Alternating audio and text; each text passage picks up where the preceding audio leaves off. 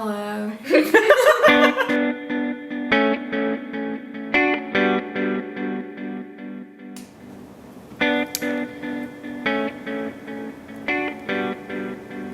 Well, hey there! This is a quick video rundown of how you create the glassed or bottled face, cheek, prosthetic thing I've been plastering all over Instagram.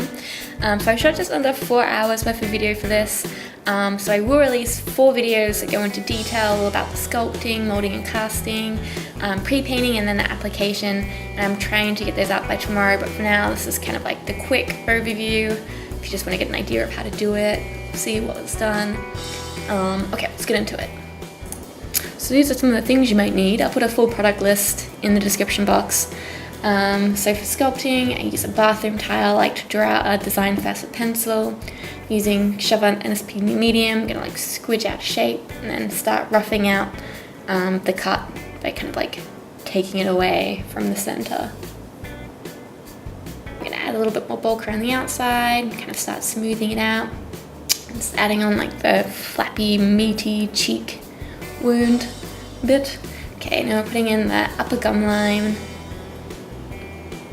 Just kind of like softening out that edge so it's like a nice kind of smooth transition down. Just blending out that kind of edge, blending out the edge. Now I'm going to put in some skin texturing and detail, my little Reiki guy, and some little paws with my little toothbrush guy. I'm going to use a stipple sponge to get some more kind of pore skin texture in there. Cool, and I'm going to put little tiny balls of clay all across it to get like that fatty tissue detail in there. So just varying sizes and shapes, and some round and some flat, just squishing it in there.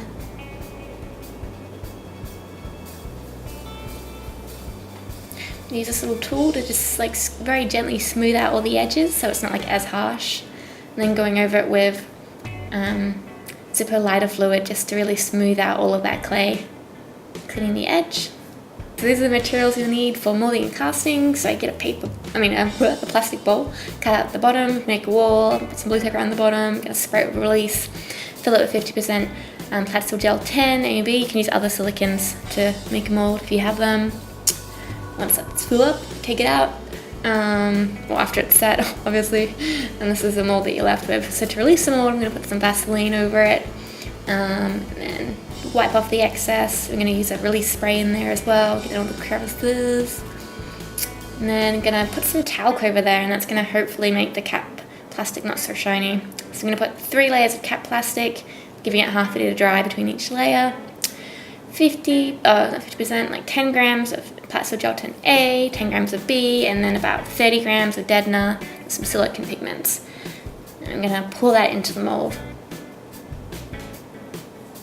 Swish it around a bit. I'm gonna scrape them all clean. And then just clean up any of that excess silicone with the Zippo lighter fluid on a cotton tip.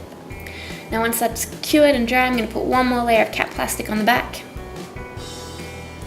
And once that's totally set, I'm gonna demold it using baby powder and a brush. And this is what the piece looks like. Yay! Alright, so to pre-paint it, I'm going to use Plastil Gel 10 thinned with naphtha with silicone pigments in it. So I'm going to put this like kind of gummy, muscly pink color down. And then once that's cured, I'm going to put like a fatty yellow on top. And then soften those yellow edges with like a cotton tip. And once that's cured, I'm going to put like a bloody, meaty kind of red in there. Just kind of roughly put it on and then like blend it out with a cotton tip again as well.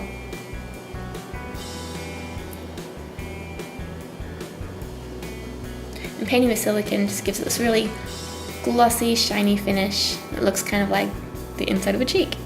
This is what you need to apply it. And I'm going to cut off the excess cap plastic from around the edges. Put some adhesive. I'm using Pros-Aide on here. And apply it to my face in a mirror. Some applications are a little bit trickier, but all good. And I'm going to dissolve the cap plastic using 99% isopropyl alcohol. I'm going to color it with some Skin Illustrator, so I'm putting a little bit of pink down first. and then splattering some light skin tone crust on top. I'm gonna just remove all that extra Skin Illustrator I got inside the wound, and just using isopropyl alcohol and a cotton tip will remove most of that extra color and not affect the silicone paint. Now I've sealed it, and then I'm putting down an anti-shine cream here. I'm gonna add a bit more pink into the cheeks there, and a bit more of the flesh tone over the top, and clean that again. Just gonna deepen the color a little bit in here with some Skin Illustrator. And now for the bloods. So I'm gonna put like a rough layer first over everything, and then let it kind of dry a little bit. And once it's dry, I'm gonna go over it and just remove a lot of the blood. So my reference image has a lot of dry blood. Just using a cotton tip and water to remove a lot of that. Then putting a couple of fresh dribbles down as well, but keeping the main wound pretty clear.